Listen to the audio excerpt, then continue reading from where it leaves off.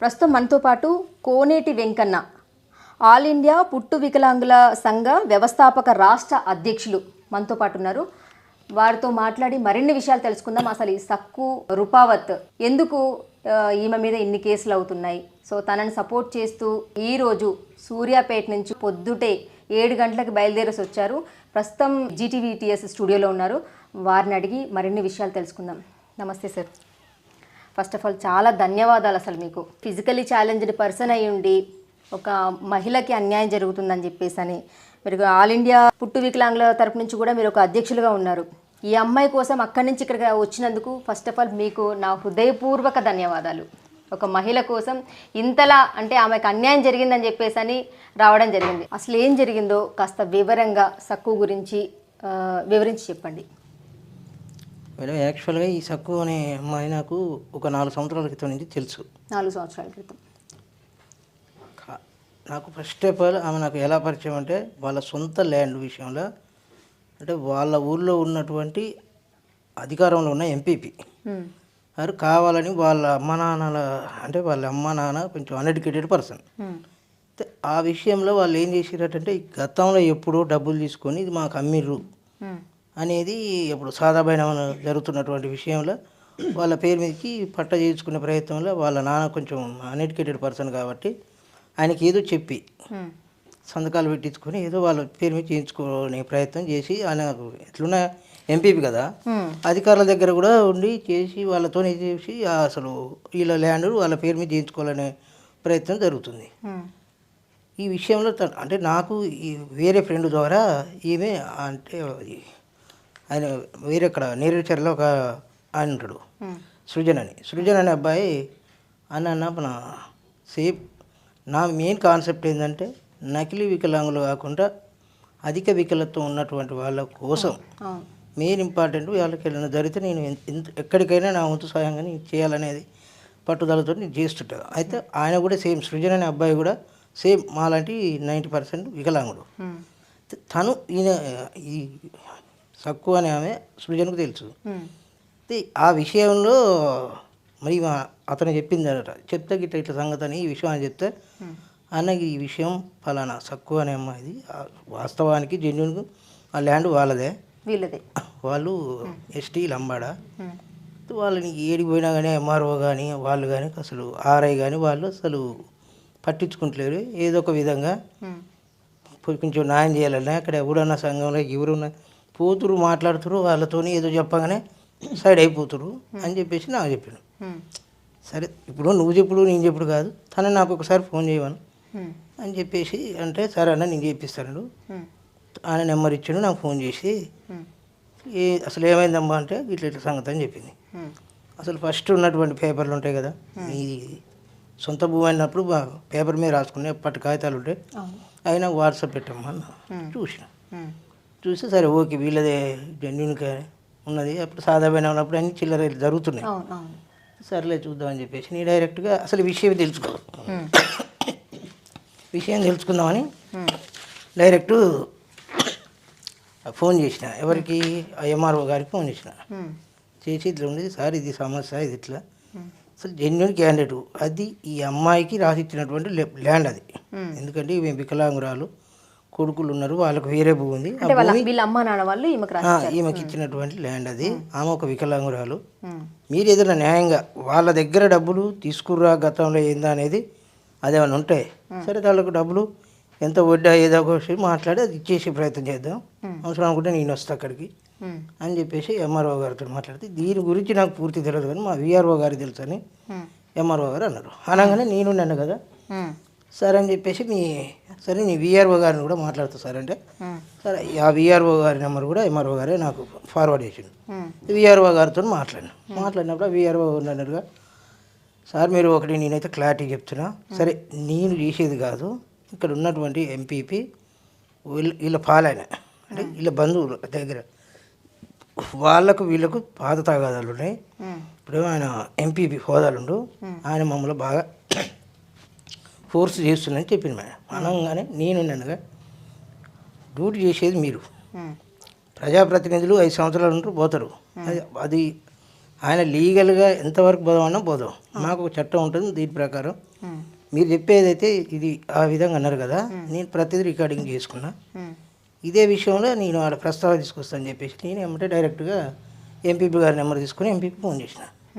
Phone చేస్తే అన్నారుగా, అంటే నా పేరు ఆయన తెలుసు, అంటే ఈ సూర్యాపేటలో అది ఉంటుంది కాబట్టి, అన్న ఇట్లా కోనేటి వెంకన్న మాట్లాడుతున్నా అన్నాడు.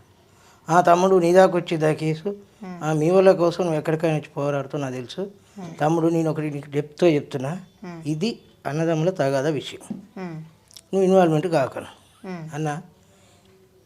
అన్నదమ్ముల తగాదా విషయం అని నువ్వు అంటున్నావు, ఓకే, కానీ అన్నదమ్ముల విషయం అనేది నువ్వు స్పష్టంగా చెప్పినావు, కానీ అన్నదమ్ములకు ఉన్నటువంటి పేరు కాదు, ఈ అమ్మాయి పేరు మీద రాశారు. నా దగ్గర ఆధారం ఉంది, పేపరు, నన్ను తీసుకొని రమ్మని వస్తే మీరు సూర్యాపేటకు వచ్చేట కలిసి చెప్తానన్నాడు. అట్లాంటి కాగితాలు 100 సృష్టించవచ్చు నీ తెలియదా తమ్ముడు అని అన్నాడు. అలానే నేను సృష్టించడం వేరు, ఇది వేరన్నా, మీరు మాత్రం ఈ విషయంలో మీరు న్యాయంగా ఆలోచించరు. ఆమె ఒక వికలాంగురాలు, అన్యాయంగా సరే వాళ్ళ దగ్గర డబ్బులు తీసుకుండా వాళ్ళ నానంటే ఎంత తీసుకుంటే ఏందనేది నేను దాన్ని రిటర్న్ కట్టించే ప్రయత్నం చేస్తా. ఇప్పుడు ఆమెను కరెక్ట్ అని నేను అన్నాను అని చెప్పేసి నేను అన్నా మేడం. అనగానే సర్లే తమ్ముడు, ఇక నువ్వు అనవసరంగా దీంట్లో ఇన్వాల్వ్మెంట్ కాకు, తలకాయ నొప్పి నీకెందుకు అని ఫోన్. ఎన్ని గజాలు అసలు ఎన్ని గజాలు? ఎంత? ఎకరం 10 కుంటలు. ఎకరం 10 కుంటలు. నాకు ఐడియా లేదు, 4 సంవత్సరాల క్రితం కాబట్టి ఎకరం 10 కుంటలే ఉన్నాయి. అనగానే నేను ఏమంటే అని నువ్వు ఇన్వాల్వ్మెంట్ ఎక్కువ కాకు తమ్ముడు, ఎందుకు నేను తలకాయ నొప్పి అనుకుంటే ఫోన్ పెట్టేసాను. మళ్ళీ చేస్తే లిఫ్ట్ చేయలేదు. నేను ఒకటే చెప్పిన, ఎంఆర్ఓ గారు ఫోన్ చేసిన, ఎంఆర్ఓ గారు మీకు నేను రిక్వెస్ట్ చెప్తున్నాను, మీరు ప్రజాప్రతినిధులకు భయపడి మీరు డ్యూటీ చేస్తురా, లేదనుకుంటే నేను మాత్రం పక్క కలెక్టరేట్ ఆఫీస్లో ఫిర్యాదు చేస్తా. తర్వాత బాధ్యత వహించాల్సింది మీరు కొంచెం న్యాయంగా ఆలోచించండి. మీకు నేను 5 రోజులు టైం ఇస్తాను సార్. ఏది ఎంపీపీ వాళ్ళకి చెప్పి ఎంఆర్ఓ గారు ఆయనతో మాట్లాడినాక నువ్వు ఇన్వాల్వ్మెంట్ చేసుకోకు తమ్ముడు, ఎందుకు తలకైన పని చెప్పిన అనమాట అని ఫోన్ పెట్టేసి మళ్ళీ చేసి లిఫ్ట్ చేయలే. తర్వాత నేను మళ్ళీ ఎంఆర్ఓ గారికి చేసిన, ఎంఆర్ఓ గారు చేసి ఇట్లా సంగతి అని చెప్పిన, మీకు ఒక 5 డేస్ టైం ఇస్తున్నా సార్, సరే మీకు కొంచెం బిజీ ఉంటుంది, ఈ 5 డేస్లో ఏదో ఒకటి చేసి అమ్మాయికి పేరు మీద జరగాల్సిందే, వాళ్ళకి ఏమైనా లావాదేవీలు ఉంటే అది చూసుకుంటారు, వాళ్ళు చూసుకుంటారు, ఏదైనా వాళ్ళు ఏమైనా వాస్తవాన్ని తేలితే నీ దగ్గరుండి వాళ్ళతో ఇప్పిస్తా అని చెప్పేసి అన్నా. సర్లే వెంకన్న అన్నాడు ఎంఆర్ఓ గారు. ఒకడు ఆ ఎంఆర్ఓ గారు కూడా ఒక వారం రోజుల దాకా నేను బిజీగా ఉన్నా అన్నాడు. బిజీగా లేకున్నా బిజీగా ఉన్నా అంటుండు. నాకు అర్థమైంది. తనని రమ్మన్నా, సూర్యాపేటకు రమ్మన్నా, పిటిషన్ రాసి గ్రీవెన్స్ డీలో ఇవ్వని చెప్పిన. ఇచ్చిన తర్వాత ఆర్డీఓ గారు గ్రీవెన్స్ డీలోరు. ఇప్పుడు ఆర్డీఓ ఏమంటే మళ్ళీ ఎంఆర్ఓ చేశాను. ఎంఆర్ఓ చేయగానే ఎంఆర్ఓ మళ్ళీ వాళ్ళు ఏం మాట్లాడుకోరో మనకు తెలియదు. ఏమంటే నాకు ఫోన్ చేసి నేను బిజీగా ఉన్నా అని చెప్పినా కదా వెంకన్న, నువ్వు అప్పుడే ఆడదాకా తీసుకుని పోయినావు కంటే మీకు టైం ఇచ్చిన కాలే, అంత మునుపు 2 రోజుల నుంచో తిరుగుతురు అని అన్నా. ఇప్పుడు ఆడ ఇయ్యగానే వాళ్ళు ఫోన్ చేయని మీరు నాకు ఇప్పుడు ఫోన్ చేశారు. అదే మీరు నేను 5 రోజులు అన్నా, వారం దాటింది, ఏదన్నా మీరు ఒక పని చేసినట్లేదు అని చెప్పేసి నేను అన్న తరుణంలో తను అన్నాడుగా, సరే మీరు ఒకసారి రండి ఇక్కడికి అని అన్నారు. సరే వస్తలే అన్న తర్వాతకి ఎప్పుడు రానన్నా, 2 రోజుల తర్వాత రాన్నాడు. నేను సర్లే అన్న తర్వాతకి ఆడియో గారు ఏమన్నారో ఏమైందో తర్వాత ఫాలోఅప్ చేసిరు. ఆ సమస్య అంతటితోటి వీళ్ళ ఈమె పేరు మీదకి అయిపోయింది. డబ్బులు ఇప్పుడు వీళ్ళు నాన్నగారు తీసుకున్నారు మొదట్లో, ఫేక్ అది నిజం కాదు, అదంతా ఫేక్ అనేది తమ్ ఇంప్రెషన్ అవి ఇవన్నీ చేసుకొని కూడా అమ్మడం జరిగింది. తాగినప్పుడు ఏం పెట్టి అదంతా ఫేక్. వాడికి వచ్చేసరికి ఏముంది, ఉన్న వాస్తవం ప్రకారం యాజ్ పర్ రూల్ చేయాలని చెప్పి పోలీస్ స్టేషన్కి వెళ్ళింది. పోలీస్ స్టేషన్కి వెళ్తే వాళ్ళు ఒక స్టాంప్ పేపర్ తీసుకొచ్చారు.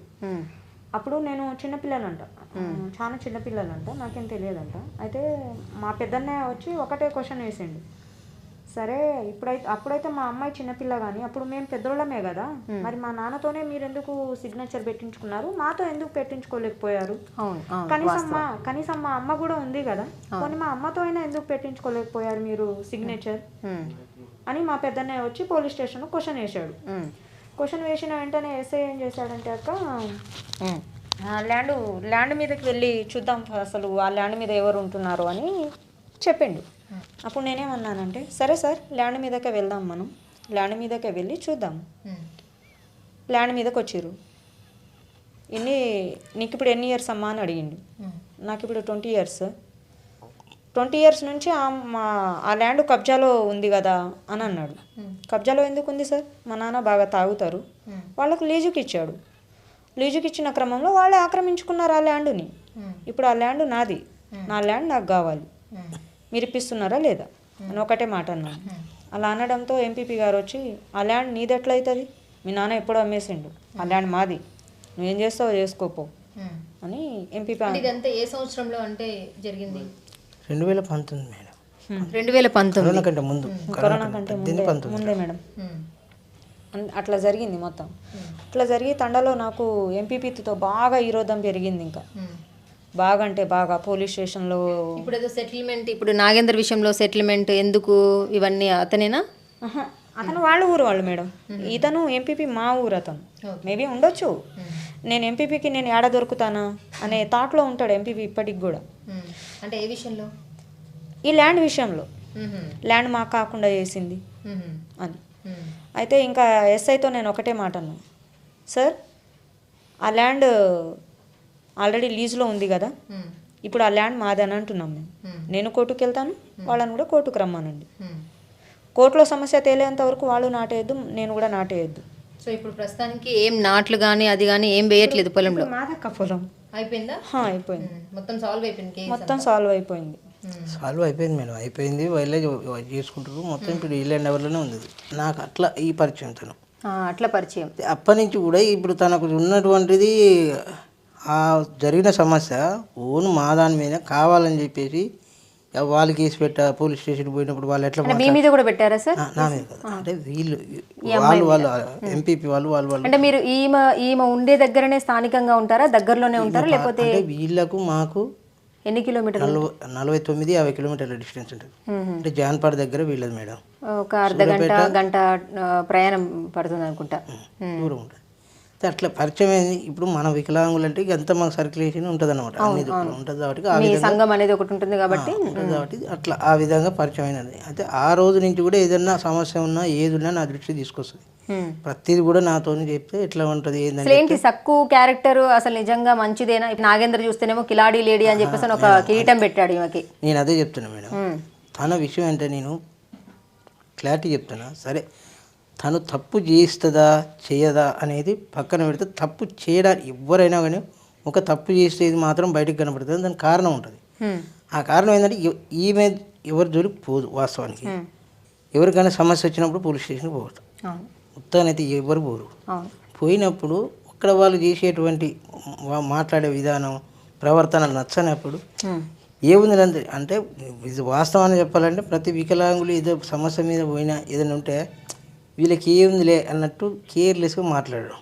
అది అస్సలు వికలాంగులకు ఎట్లా ఉంటుందంటే మేడం, ప్రతి ఒక్కరికి మానసికంగా ఒక మాట అన్నారంటే అది ఎంత దెబ్బ కొట్టినంత పౌరుషం వస్తుంది. అసలు నేను ఒకటి విన్నాను, ఇది ఫిజికల్లీ ఛాలెంజ్డ్ వాళ్ళకి కొంత కోపం ఎక్కువ ఉంటుంది అంటే భగవంతుడు, ఇది నేను చెప్పేది కాదు, లోకం మెరిగిన సత్యం. వాళ్ళకి కొంత కోపం, ఎవరు ఏదైనా మాట అంటే దాన్ని ఛాలెంజింగ్ గా తీసుకొని అగ్రెసివ్ గా మాట్లాడతారు అని చెప్పేసి అని. వాస్తవానికి మా వికలాంగులకు ఎవరికైనా ఏముంటుందంటే తప్పు చేయం, తప్పు చేయడానికి కారణం ఉంటుంది.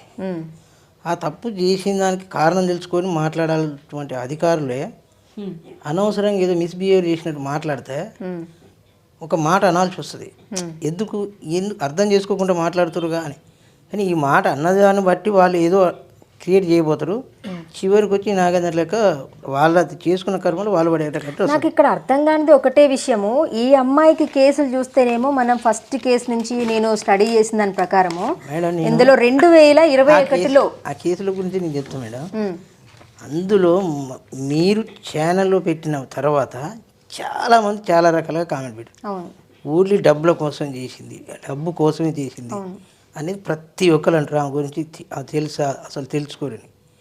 ఇప్పుడు మీరు చదివినటువంటి 6 కేసులల్లో ఏ ఒక్కరినైనా కానీ ఆమె డబ్బుల కోసం వాడుకున్నట్టుందా? ప్రతి ఒక్కరు కూడా అర్థం కావాల్సిన విషయం ఇదే. నేను ఎందుకంటే ఏదో నేను వెనకేసుకొస్తున్నాను కాదు, ఆమె లాంటి వాళ్ళు ఎవరైనా అంతే. ఆమె తప్పు చేసినప్పుడు కూడా నేను ఈవెన్ కూడా సీరియస్గా అంటా, ఎందుకు నువ్వు తలక పనిదా అనవసరంగా ఎందుకు? ఒక వికలాంగురాలు తిరుగుండు, నీకేదైనా అయితే నాకు అడుగు, నీకు సలహా సూచన ఇస్తా అని చెప్పేసి తిడతా అంటా అన్ని రకాలుగా చేసి మళ్ళీ చెప్తా, తెలియని విషయాలన్నీ చెప్తా. తప్పు చేస్తామని కూడా అంట. అది వాళ్ళు అన్నటువంటి దాంట్లో ఇన్ని కేసులల్లో ఈ అందరిని ఇంతమందిని డబ్బులు వాడుకోవడానికి చేసుకుందంటే ఈ 6 కేసులల్లో ఏ ఒక్కరి దగ్గరైనా డబ్బులు డిమాండ్ చేసినట్టుందా? మీరు ఒక్కసారి